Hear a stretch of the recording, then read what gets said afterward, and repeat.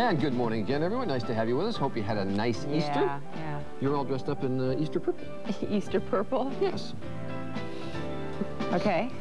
It is now 41 minutes after 8. In the next few months, millions of college kids across the country will be graduating, and most of them will be asking themselves that same question. Now what? Well, we have someone with a few answers. Jack Falvey is a former corporate recruiter, a sales and management training consultant, and he's written a few books on the subject of landing a job. He joins us this morning with a few tips on playing the job market. How you doing? Good morning. Very well. Having been a recruiter that goes onto the campuses, what are they looking for when they go onto those campuses? Recruiter comes to skim the cream. You want the top 5%. You can't go back to your boss and say, hey, I have this great person from the middle third of the class. So recruiters are only for the top 5%. 95% of the students shouldn't waste their time with on-campus interviews. So the rest of them have to go out and figure this out. How concerned should they be if they don't really have a sense of what they want to be for life? They should try and relax. No one has a sense of what they want to be when they grow up. So it's really a treasure hunt. They want to go out and try and find out. And sometimes it takes years to find out. But they shouldn't put pressure on themselves. You have to go and look. All right, a couple of pieces of advice I found in this one was after college, the business of getting jobs. It's forget the resume and get out of the library and go and socialize. Now, those are two suggestions that parents might say, wait a minute, what? People hire people because they like them. So you have to go meet them. When you do research on a company, you want to meet someone who works for that company and find out what's out there.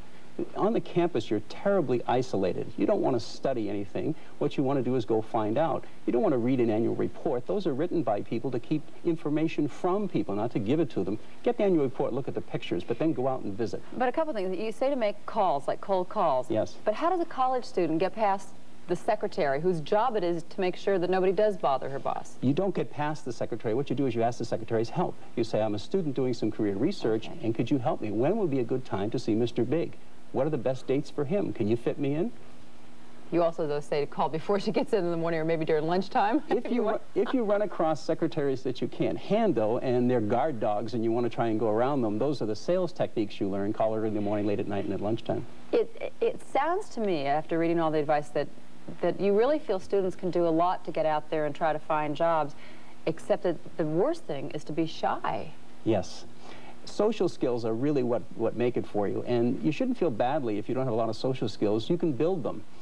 In the process of getting a job, which sometimes takes 5 or 6 months, you're going to get awfully good at telephone interviews. You're going to get awfully good at meeting people.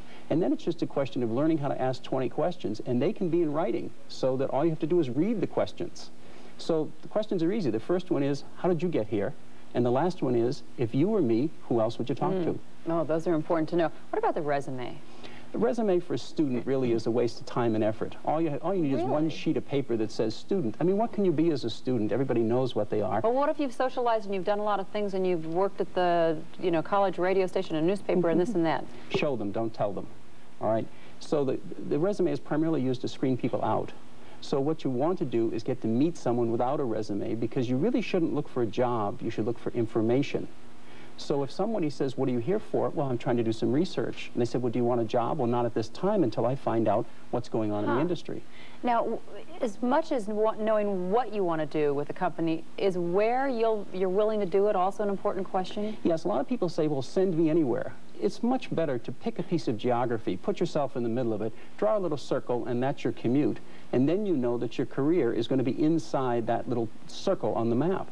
Unless you're into an industry that's very specific for geography. If you want to come and do television, come to New York City, obviously. But even then, your best bet is to start locally. Keep your base of family and friends. That's very, very important when you're starting a new career. And what you really look for is not the first job. The first boss is most important. And I heard you say it'll take 5 or 6 months. So don't get frustrated out there. It's expected to take 5 or 6 months, right? You still get frustrated, but bear in mind that it's not unusual to spend 5 or 6 months. And the longer you spend getting a job, the better, because you learn more and can pick a better first boss. All right, Jack, thank you very much. Thank you.